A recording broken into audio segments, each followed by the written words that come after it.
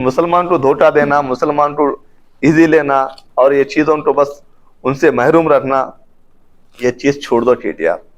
बिस्मिल्लाहिर्रहमानिर्रहीम, अस्सलाम वालेकुम।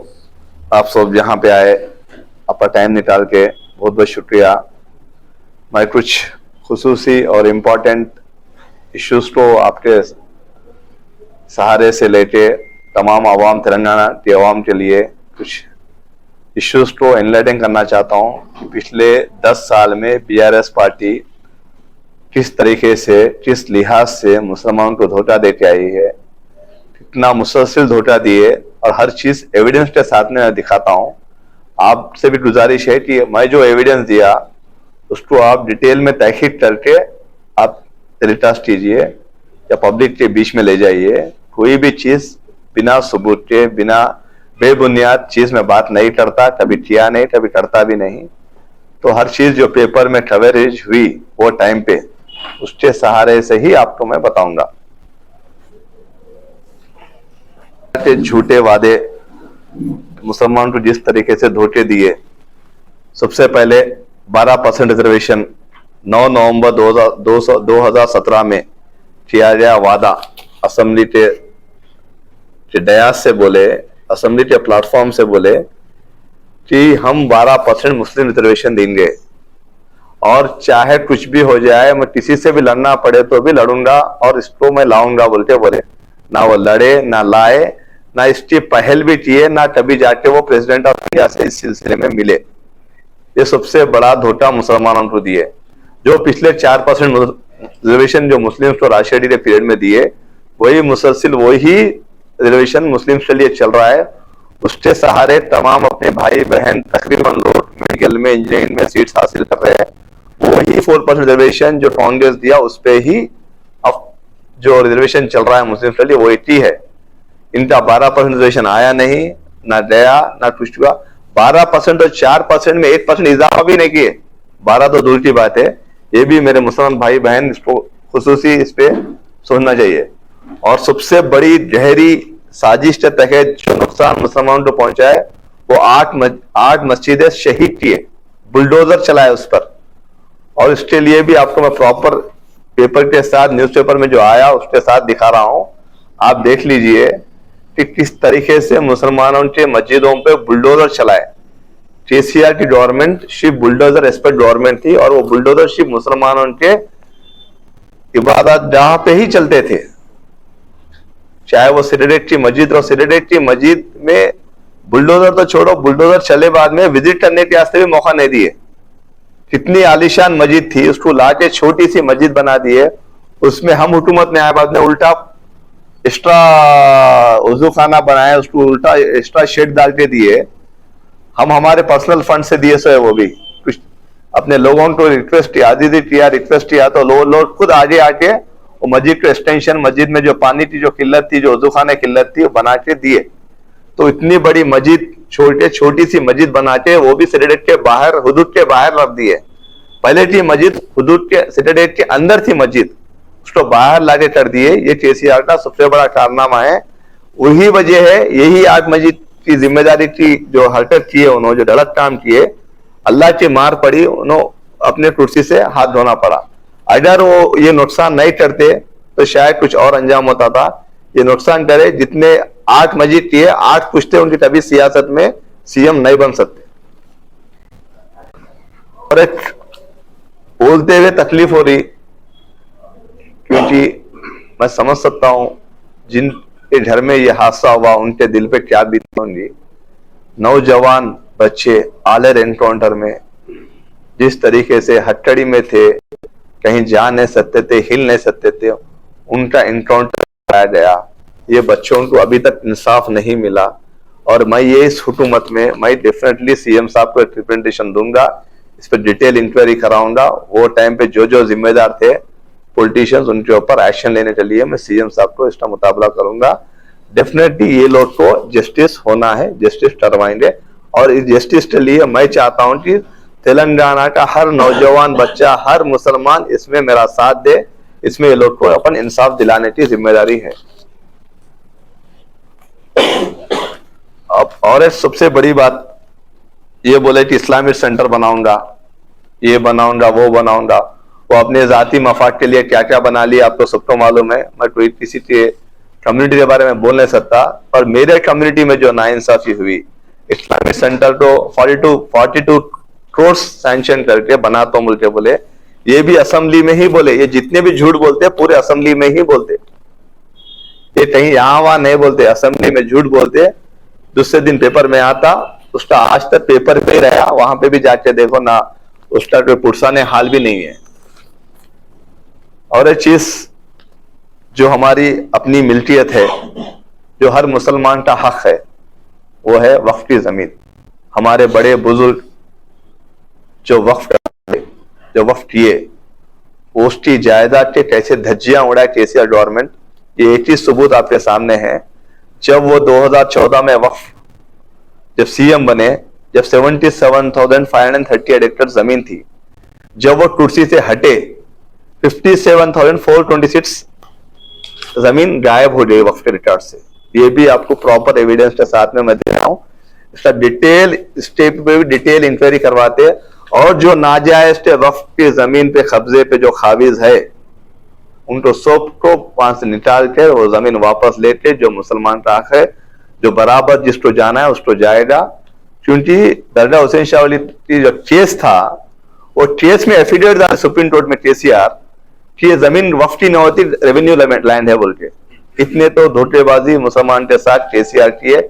आपको बहुत जल्द वो जो डॉक्यूमेंट जो डाले, काउंटर डाले, और काउंटर कॉपी भी मैं अपने सबके बीच में लगाता हूं कि कैसे वो वक्फ की जमीन नहीं होती, गवर्नमेंट की जमीन है।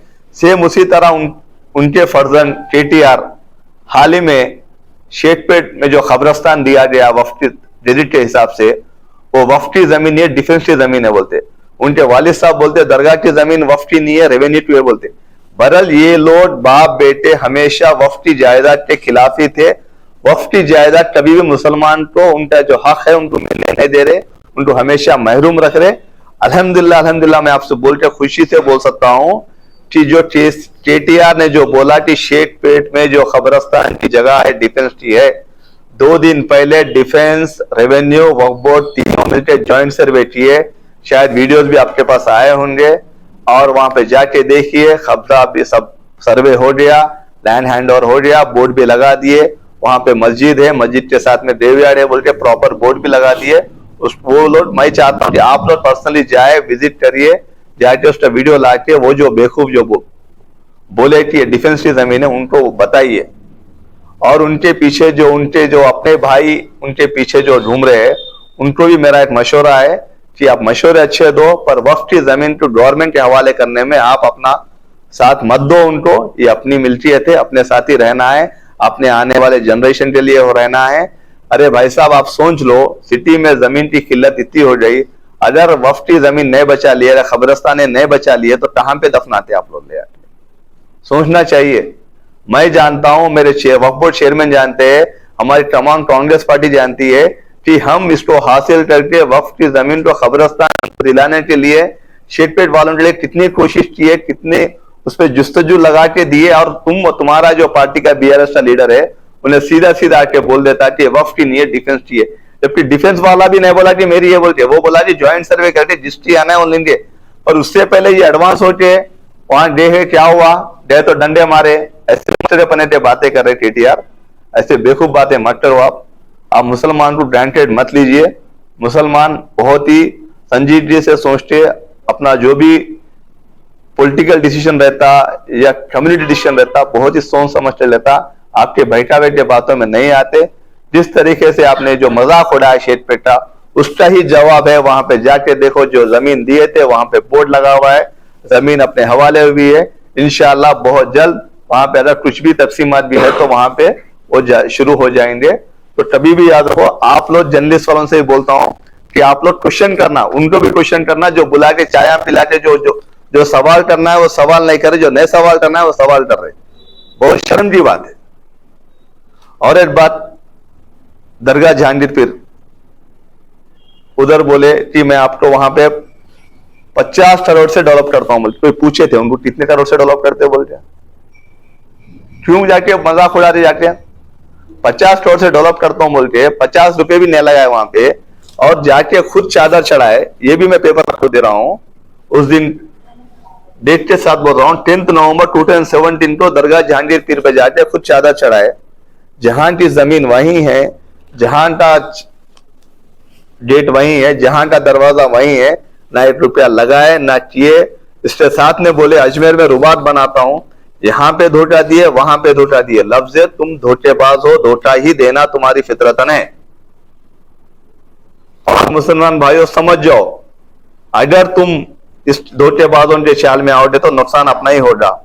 हम 2 साल में आए, 2 साल भी नहीं हुए, जो मेरे कोशिश में थे, जो मेरे पार्टी से सब लीडर कोशिश किए, बोराबंडा में खबरस्तान का रिप्रेजेंटेशन दिए रेवेन्यू मिनिस्टर से, उनसे कि इमीडिएट इलेक्शन के बाद में देते बोल के। शेखपेट का तो आपके सामने वाकया बताया कि खबरस्तान दे दिए। एर्रागड्डा में जो मुसलसिल जमाने से जो इश्यू चल रहा था खबरस्तान का, आप जाके देखिए, वो भी रास्ता खुल गया। वहां पे भी लोगों इतना खुश है कि वो भी इश्यू आपको रिजॉल्व करके दिए। तो इतने इश्यूज को इतने शॉर्ट टाइम में ये गवर्नमेंट, ये हुकूमत, ये रेवंत रेड्डी साहब की तवज्जो थी, उनका साथ था कि ये इश्यूज मैं रिजॉल्व कर सका। मेरे पार्टी वाले इसको रिजॉल्व करने में मेरा साथ दिए। मेरे वफो के चेयरमैन रहने दो, अजहरुद्दीन साहब रहने दो, शब्बीर अली साहब रहने दो, उबैदुल्लाह कोतवाल रहने दो, या ताहिर बिन हमदान रहने दो, खुसरो पाशा बियाबानी रहने दो, तमाम MA फहीम रहने दो, तमाम मुसलमान कायदीन जो चेयरमैन जो ओहदे पे है, सब मिलके एकजुट होके ये हासिल किए। ये मेरी एक की कोशिश नहीं, पूरे मिलके इकट्ठा होके एकजुट होके ये हासिल किए। अपने लोगों का इसमें जो उनका जो जाना था, वो बराबर उनकी जो रिक्वायरमेंट थी उसको एड्रेस किए। अल्हम्दुलिल्लाह उनके हवाले किया गया। और एक बात मैं बोलता हूं आपको, ऐसे कारनामे इनके गिनते गए तो बहुत लंबे चौड़े रहते हैं। अब इन्हों बोले कि 40,000 मुसलमान फैमिली को 1 लाख लोन देता हूं बोले। ये भी आपके सामने है। 8 अगस्त 2023 में ये बात आई उनकी। ये इसमें कितने लोगों को दिए पैसे? जिससे बंधुस दे दिए, दलित बंधु बोल के दिए, ये बोल के दिए, पूरे हमारे भाइयों को दे रहे बोल के उनको भी धोखा दिए। बस हुजूराबाद इलेक्शन में दिए, बाद में उनको भी छोड़ दिए। ये यहाँ पे बोले यहाँ पे छोड़ दिए। अब जुबलीज में आके मैं मुसलमान के लिए ये सोचता हूँ, वो सोचता हूँ। अरे भाई साहब, मुसलमान को कभी आप खरीद लिए क्या? कोई भी इफ्तार दावत में आप कभी आए क्या? इतने हाजियां जाते, कोई हाजी के रवाने करने के वास्ते आप फ्लैग ऑफ के लिए आए क्या?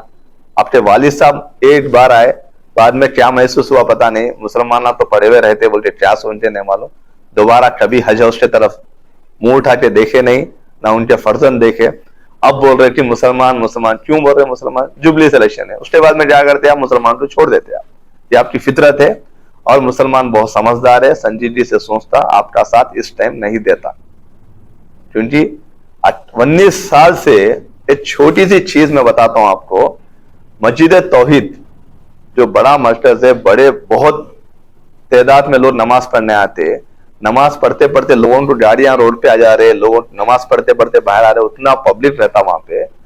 19 साल से छोटी दीवार बना लेके थोड़ा वो लोग अपने पार्किंग को डेवलप कर लेते बोले तो 19 साल से किए। 10 साल में आप हुकूमत पे थे, छोटा सा उनको वो कोऑर्डिनेशन करके आप हेल्प नहीं किए।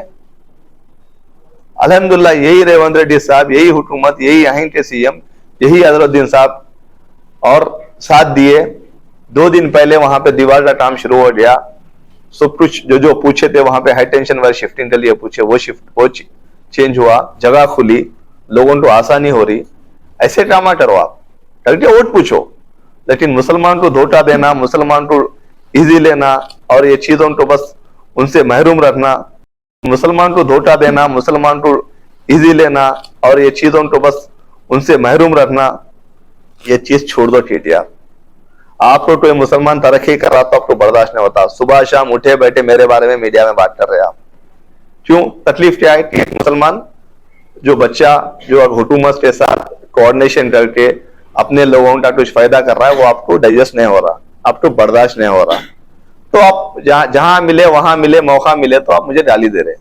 आप गाली देने से मुझे कुछ होने वाला नहीं है, उल्टा मैं और इसको और इंस्पिरेशन मिले और मेहनत करूंगा और अपने लोगों के लिए काम करूंगा। और एक बात बोले कि पहाड़ी शरीफ में IT पार्क बनाता हूं, 50 सेक्टर पे। आईटी पार्क तो छोड़ो, वहां पे कुछ आईटी वाला कुछ लफ्ज ही नहीं है, क्योंकि जितना भी मौका था आप जहां पे आपके जमीन थे वहीं पे बना लिए, जहां पे आप पहले से जमीन लेके रखे थे वहीं पे डेवलप कर लिए, क्योंकि आप मुसलमान अगर तरक्की कर लिया, मुसलमान को आईटी पार्क बनने से जो रेवेन्यू आए तो हमारे भाई बहनों को पढ़ने में आसानी होती, उसके फंड से उनको तालीम के लिए, स्कॉलरशिप के लिए आसानी होती, वो आपको पसंद नहीं आया, इसलिए आप नहीं किए। एयरपोर्ट से पहाड़ी शरीफ सबसे करीबी प्लेस बोलता पहाड़ी शरीफ एयरपोर्ट से, जितना राय दूर आते उतने 4 टाइम तो पहाड़ी शरीफ जाके आ सकते हैं। शॉर्टेस्ट डिस्टेंस में क्लियरली हाई राइज जोन में आप एक छोटी सी बिल्डिंग भी नहीं बनाए। वजह क्या थी कि मुसलमान इंप्रूव नहीं होना, मुसलमान तरक्की नहीं करना, आपका एक ही एजेंडा है, मुसलमान डेवलप नहीं होना। अगर मैं गलत बोल रहा हूं तो आप मुझे बोलिए क्या वजह थी नहीं बनाए आप। एयरपोर्ट से क्लोजेस्ट डिस्टेंस में कोई भी इंसान जब आप बोले आईटी पार्क बनाते क्यों नहीं बनाए, आपको पूछे थे मुसलमान आके वहां पे आईटी पार्क बनाओ बोल के, आप बोलते भटकाते बस धोखा देते। ये आपका अब ये रेगुलरली बना लिए। और एक बात बोले मुझे मुसलमान नौजवान भाइयों को बेरोजगार भत्ता देता हूं बोल के, ये 2018 में आप बोले कैबिनेट में डिसीजन लिए बोल के, 2018 अक्टूबर 18 को बोले कि मैं 3016 रुपए में मुसलमानों को, नौजवान बच्चों को भत्ता देते बोल के, क्यों नहीं दिए। तो मतलब मुसलमान बस यहां वहां तंगी की हालत में नहीं कर देना, उसका जो हक है, उसका जो इक्वालिटी राइट है गवर्नमेंट में, उसको जो शेयर आना है वो शेयर भी आप नहीं दिए, वो भी धोखा दिया आप। और सबसे बड़ा तो उनके बेटे बोले वो टाइम के म्युनिसिपल मिनिस्टर, बल्दिया मिनिस्टर बोले कि मैं 540 करोड़ लगा के मूसी पे 14 ब्रिजेस बनाता हूं बोल के बोले। ये भी आपको पेपर में दिखा रहा हूं, 14 ब्रिजेस बनाता हूं बोले। की तरह बनाते तो कितना ट्रांसपोर्टेशन इजी रहता था, कितने मेरे भाइयों को यहाँ पे जॉब करना आसानी रहता था, मेरे बहनों को कॉलेज में आना आसानी रहता था, वो भी नहीं किया आप। हम परसों फाउंडेशन डाले मीरारम टैंक के ऊपर, आप देखो यहां से बराबर 2 साल में आपको इतना बेहतरीन ब्रिज बनेगा, लंदन के मुकाबले का ब्रिज बनेगा। वो बने बाद में वहां पे वोट पूछने आते हैं, और आप क्या करें, धोखा दिए, ये ब्रिज बनाता हूं वो ब्रिज बना। आप पूरा जितना भी डेवलप करना है अपने एरिया में डेवलप कर लिए, आपके लोग जहां रहते हैं वहां डेवलप कर लिए, आपका बिजनेस जहां पे रहता है वहां डेवलप कर लिए, पर मूसी में 1 रुपए का भी खर्चा करके आप ब्रिज नहीं बनाए। और एक बात सबसे गहरी बात है कि दारुशफा, खिलवत, चारमीनार के पास आप बोले पार्किंग कॉम्प्लेक्सेस बनाता हूं बोल के, वो भी आप, वो भी आपका झूठ। ऐसे झूठ बोलते गए तो आप इतने झूठ है आपको, आप खाली झूठ की बुनियाद पे ही अपनी इमारत खड़ा कर लिए थे, पब्लिक उसको समझ गई इसलिए आपको घर में बिठा दिया। अब मैं ये सब क्यों बोलना पड़ रहा बोलते, तो जुबली हिल्स में आके आप जो हिसाब से बोल रहे, जो हिसाब से मुसलमानों को धोखा दे रहे, जो हिसाब से आप मुसलमानों को नुकसान कर रहे, जो हिसाब से उनका जो हक मिलना है हक मिलने नहीं दे रहे, जिस हिसाब से उनके जमीनात को आप डिफेंस के जमीनात बोल रहे, जिस हिसाब से मुसलमान को आप जो देना है बोराबंडा में वो जमीन देने नहीं दे रहे आप, तो आपका एक ही उसूल है कि झूठ बोलो, मुसलमान को गुमराह करो, मुसलमान के वोट ले लो, बस अपनी नया चला लो। केटीआर साहब ये आपके लिए ठीक नहीं है, मैं बता रहा हूं, आप वोट मांगो पर मुसलमान को इस्तेमाल मत करो। आप वोट पूछो, काम बताओ, किस बुनियाद पे वोट पूछ रहे। 2 बेवा औरतों को आप गाड़ी में ठहरा लेते, सरदार भाई मरहूम की अहलिया को बाजू में ठहरा लेते, इस तरफ महागंटी गोपी के वाइफ को ठहरा लेते, उनके चेहरे पे वोट मान रहे। अगर आप सही काम करते, अगर आप तरक्की करते, अगर आप मुसलमान का भला करते तो आपके चेहरे पे आप वोट मानना था।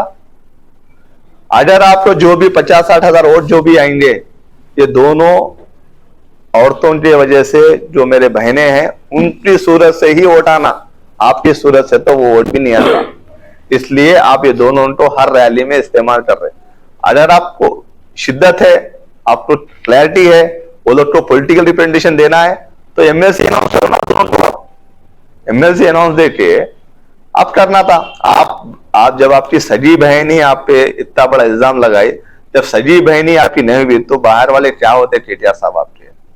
जब अपना ही आपको छोड़ दिया क्योंकि आपकी आदतें सही नहीं है, आपकी सोच सही नहीं है, आपके इरादे सही नहीं है, तो आपकी जब सगी बहन आपका हाथ छोड़ दी और सगी बहन को आप लाके रोड पे छोड़ दिए तो कौन साथ देता आपका। तो ये धोखेबाजी बातें, ये 420 की बातें छोड़ दो।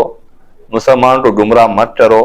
मुसलमान की वक्फ की जमीन को जिस हिसाब से दरगाह हुसैन शाह वाली दरगाह को जैसा रेवेन्यू लैंड बोल के काउंटर डाल के मुसलमानों का सबसे बड़ा इस सेंचुरी का सबसे बड़ा नुकसान किए तो केसीआर किए कि वक्फ की इतनी बड़ी मिल्कियत को ले जाके रेवेन्यू लैंड बोल के मुसलमानों का केस हरा के आप जो नुकसान मुसलमान का करे, सेम वही लैंग्वेज में उनके बेटे बोलते कि शेख पे की जमीन डिफेंस की जमीन है बोलते, जबकि डिफेंस वाला खुद ने बोला कि जमीन मेरी है बोलते।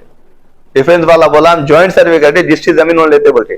किस हक पे किस बुनियाद पे केटीआर ने बोला कि यह जमीन डिफेंस की है? ये बात बीआरएस के पार्टी के लीडर, बीआरएस के पार्टी का कैडर, जो भी मुसलमान भाई उनके साथ में घूम रहा है, घूमिए सियासी, आपको जिसके साथ सियासत करना है करिए, पर जो अपना हक है, मैं भी हमारे पार्टी में अपने हक के लिए बात करता हूं। मैं चाहता हूं कि आप भी अपने पार्टी में अपने हक के लिए बराबर सवाल करिए। तो आने वाले इलेक्शन 11 नवंबर को नवीन यादव, जो बहुत ही सेकुलर, बहुत ही सीधा, इतने बड़े सोशल एक्टिविटीज काम करता है, इतने अच्छे अच्छे प्रोग्राम करता है, मुसलमानों के बीच में रहता है, मुसलमान हिंदुओं को दो आंख समझते चलते हैं, ऐसे नवीन यादव को जिताएंगे। तो जो तरक्की जो मेरे से जो हुआ, जो मेरे पार्टी से जो हुआ, उसको और बेहतरीन करने में मुझे इजाफा मिलेगा, मुझे स्ट्रेंथ मिलेगा, सपोर्ट मिलेगा। तो मैं अपील करता हूं तमाम मुसलमान भाई बहनों से, पर्दानशीन बहनों से, कि आप नवीन यादव ये अपना वोट डालिए, और वोट आप भारी स्ट्रेंथ में आके डालिए, क्योंकि अपनी वोट पोलिंग बहुत ही कम होती है।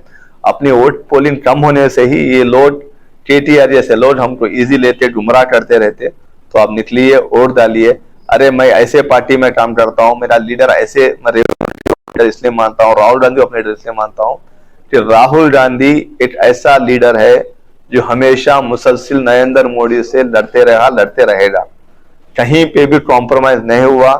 कितने भी अरे हार का सामना पड़ा, पर वो अपनी जिद, अपनी लड़ाई, अरे किससे लड़ता उन्होंने चाहे तो आराम से रह सकता ना उन्होंने, क्योंकि अपन सुख के लिए उनकी लड़ाई चल रही है। ऐसे लीडर, और एक बात मैं बोलता हूं, आप भी थोड़ा इसमें स्टडी करिए कि फिलिस्तीन के मामले में, फिलिस्तीन एक मुसलमान के सेंटिमेंट है। फिलिस्तीन के मामले में ओनली गांधी परिवार जो बोल्डली ट्वीट करते हैं खिलाफ इजराइल के, आप जाके उठा के देख लीजिए, आप कौन सी पार्टी का लीडर फिलिस्तीन के फेवर में मैसेज करता है, देखो आप। यही प्रियंका गांधी है, यही सोनिया गांधी जी है, जो फिलिस्तीन के मुसलमान भाइयों के साथ में खड़ी रह के, जुट के, उनका सपोर्ट करते हुए ट्वीट किए। ऐसी पार्टी में मैं मेंबर रहना और ऐसी पार्टी में काम करना, मैं अपने आप को बहुत फख्र महसूस करता हूं।